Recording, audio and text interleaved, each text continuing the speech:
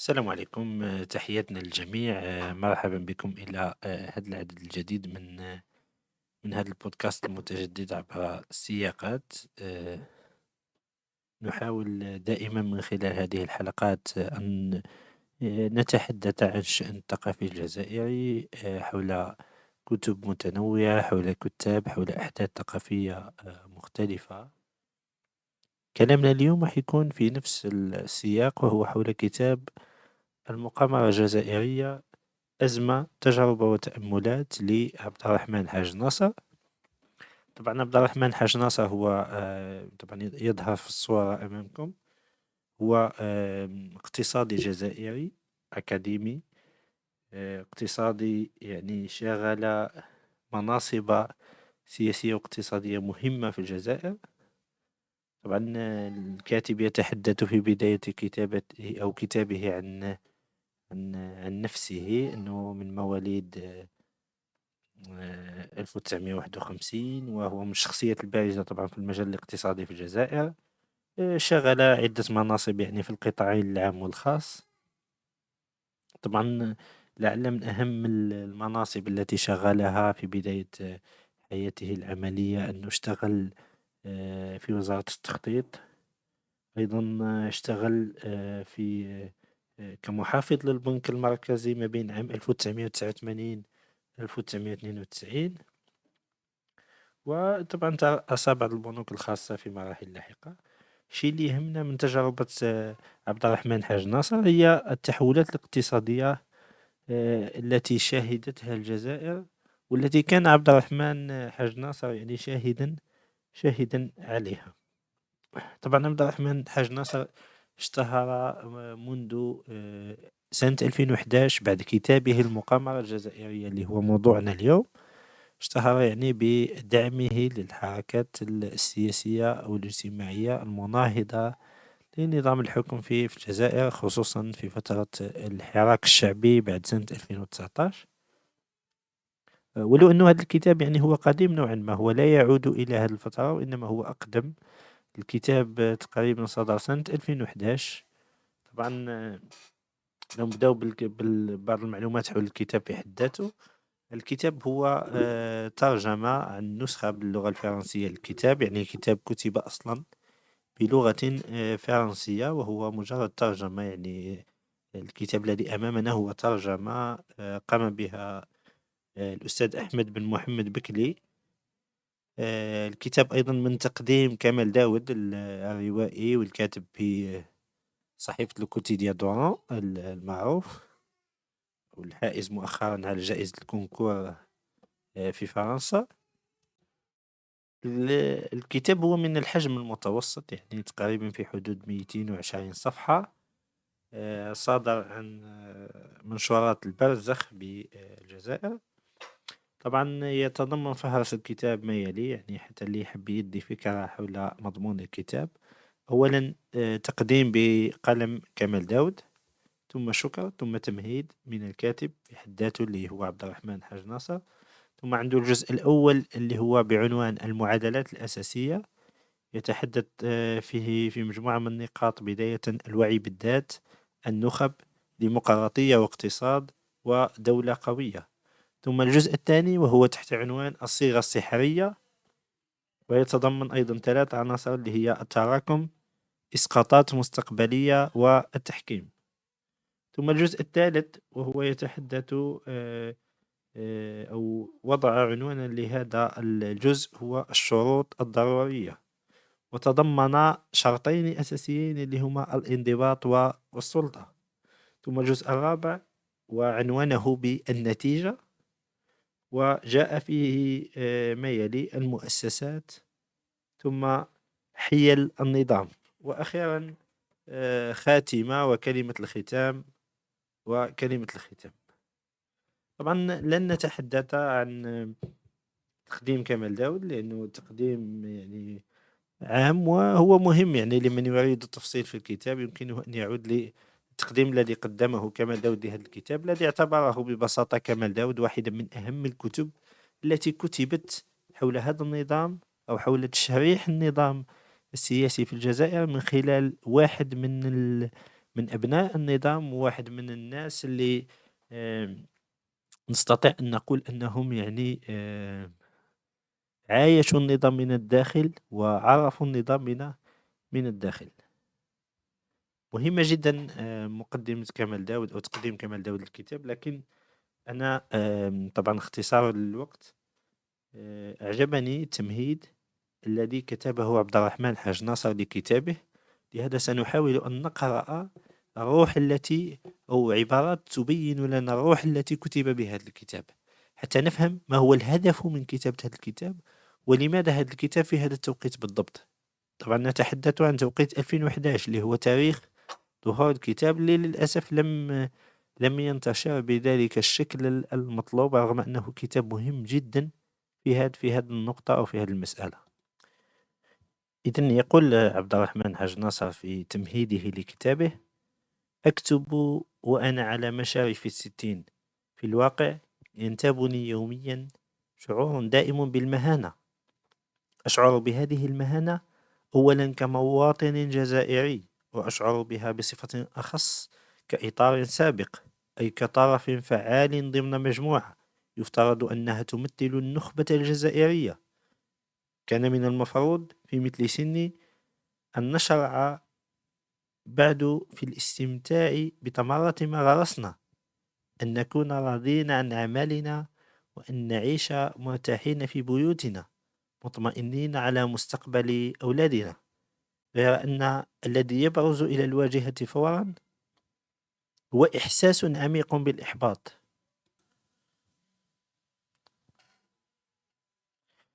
لست الوحيد في هذه الحالة، إنه إحساس أتقاسمه في الأخير مع الأغلبية، حتى لا أتجرأ على القول مع كل السكان. هنا تكمن بعض جوانب المفارقة في بلادنا. أمر مشروع أن ينتاب هذا الإحساس الفئة الأكثر حرمانا، بل أن ينتاب حتى أولئك الذين يشعرون بأنهم مقصيون من النظام، وأن يتقاسمه أيضا من يطلق عليهم تسمية أصحاب القرار. والذي يبعث على الدهشة أكثر هو أن يكون أيضا شعورا يتقاسمه حتى أصحاب الريع. من خصائص الجزائر أيضا أنها البلد الذي يتميز بكون الأشخاص الذين بيدهم سلطة القرار، أو على الأقل ما يبدو كذلك، ويستفيدون من سير وظائف النظام، هم الذين ينتقدونه باستمرار. أمر سخيف حقا. إذن يضيف عبد الرحمن حاج ناصر، نضيف هذه الفقرات ثم نبدأ في الحديث حول المضمون. من المفروض في مثل سني إذن، ومن هذا ومن منطلق تكويني والوظائف التي شغلتها، أن أقدم هنا بالذات كتابا في الاقتصاد.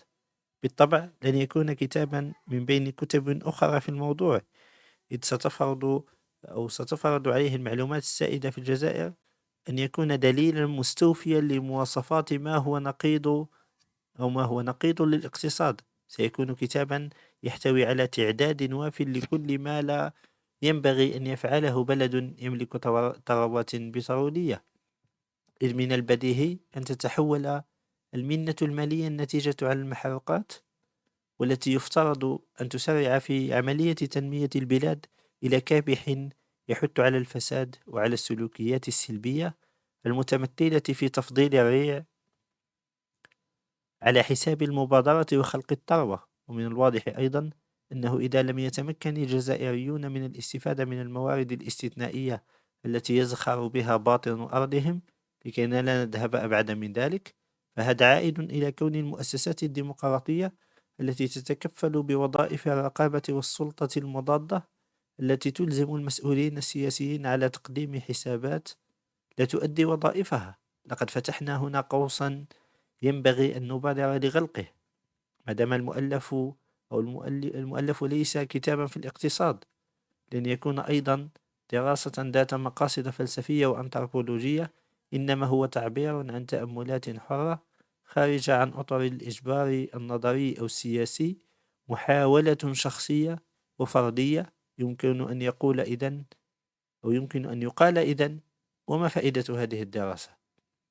الذي أعرفه أن من محض اختيار تناول الكلمة بضمير المتكلم، أنا ممن يرى أنه ليس من تمام الشجاعة التخندق وراء البعد الشكلي الذي تفرضه مقاربة أكاديمية كلاسيكية. في هذا الكتاب سأتطرق إلى مفاهيم أساسية، حتى وإن صبت رهانات هذا القرن الواحد والعشرين على فضاءات أخرى. فلئن واصلت وتيرة التقدم التكنولوجي تسارعها، فمن المحتمل أن يعرف النقاش حول التميز بدوره نموا آم، نموا آه، نعم، إذن أن يعرف نموا. فالقلة هم أولئك الذين لا يرون بأننا هنا بحضرة إحدى الأفكار الأكثر حضورا في بداية هذا القرن الواحد والعشرين. فكرة تصنع الرابط بين موضوعات أساسية ومواضيع متراوحة للجدل: الله، أزمة الطاقة، العبقرية الجينية، ومفاهيم من محض علم الخيال محفزة جدا للتصور: الذكاء الاصطناعي، الواقع الافتراضي، الدراسات الصناعية الجزئية. ومن فضائل التميز الفردي أنه يزيل الحدود بين المفكر الخيالي والباحث العلمي للمصداقية. ولكن كيف نهيئ أنفسنا للمساهمة في هذا النقاش، وكيف نثبت تواجدنا في هذا القرن؟ طبعا دون أن أطيل، أنتقل إلى فقرة أعتقد أيضا أنها مهمة قبل أن ندخل في بعض التحليلات حول هذا الكتاب. يقول: أنتمي إلى جيل عاش فترة وسطا بين نهاية الهيمنة الفرنسية وحماسة البلد للبناء. نشأت في محيطي الأسري على فكرة كون الاستقلال الجزائر مجرد مرحلة في مضمار تحقيق المغرب الكبير. ولدت في حي سستارة بقصبة الجزائر، وعلى الرغم من انتقالنا المبكر إلى حي العناصر، فقد بقيت ذهنيا ابن القصبة إلى غاية دخولي المدرسة عام 1957. فاكتشفت أنني لم أكن في نظر الآخرين دزيري، ولكن مزابي. اكتشفت بنفس الطريقة أن في المدرسة فرنسيين وأيضا قبائل وعرب وشاوية. غريب أمر ذلك الانشطار الثنائي بين الخطاب الذي كنت أسمعه في البيت والواقع المجتمعي السائد في تلك الفترة. بالنسبة لمن كان في حالتي، فقد تضمن ذلك صعوبة في السلوك. فأن يكون المرء مزابي يعني بالضرورة أن يكون عاملا في بقالة، مع أن كلمة مزابي لم تكن تحمل في نظري في تلك الفترة مدلولا دابال. حتى وإن ارتدى أبي ولا زال يرتدي إلى غاية اليوم الزي الإسلامي أو العربي، والذي صار شيئا فشيئا لباسا مزابيا، لأن الآخرين تخلوا عنه ليس إلا.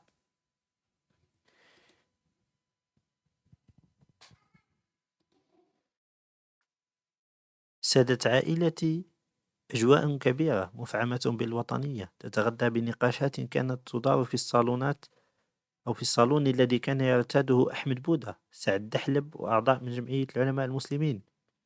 بالإضافة إلى كوني في نفس الوقت ابنا لحفيد الشيخ أطفيش العالم الإباضي، وحفيدا لآخر قاض إباضي في مدينة قسنطينة قبل سقوطها في يد الفرنسيين.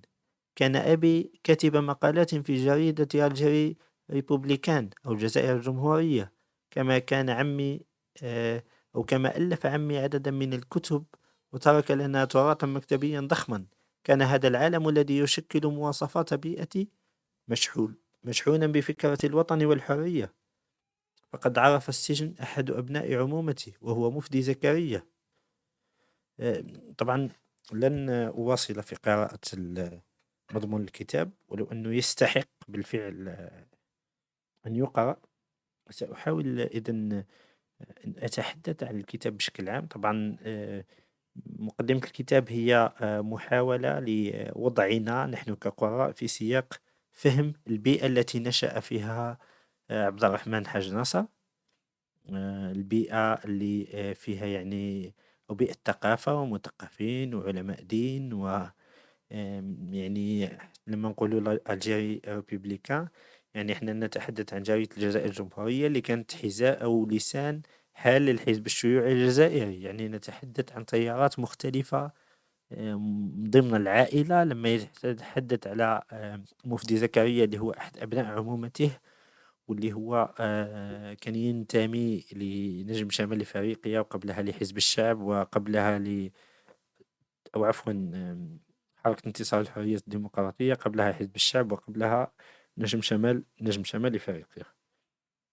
بشكل عام الكتاب يعني في البداية يتحدث حول نشأة عبد الرحمن حاج ناصر، لأنه من المهم جدا أن نفهم نشأة عبد الرحمن حاج ناصر كي نفهم كنتيجة لهذا الفهم الأولي الذي يتشكل لدينا، نفهم مسيرته ومواقفه، ولماذا يعني وصل عبد الرحمن حاج ناصر إلى أن يكون معارضا للنظام الذي اشتغل فيه، والذي كان جزءا لا يتجزأ منه. راح نوقف التسجيل هنا، وسنعود في الجزء الثاني اللي حيكون قريبا أيضا للحديث حول نفس الكتاب، وسندخل مباشرة في مضامين الكتاب، أو بعض الأفكار، تلخيص لبعض الأفكار الأساسية الواردة في الكتاب. طبعا إلى هنا نختم الحلقة، وأدعوكم إلى الاشتراك في القناة طبعا لمن يريد، أو لمن يرى أنه قاعدين نقدمه في محتوى يمكن أن يضيف شيئا إلى الساحة الثقافية الجزائرية. إلى هنا أشكركم، ونلتقي في عدد قادم.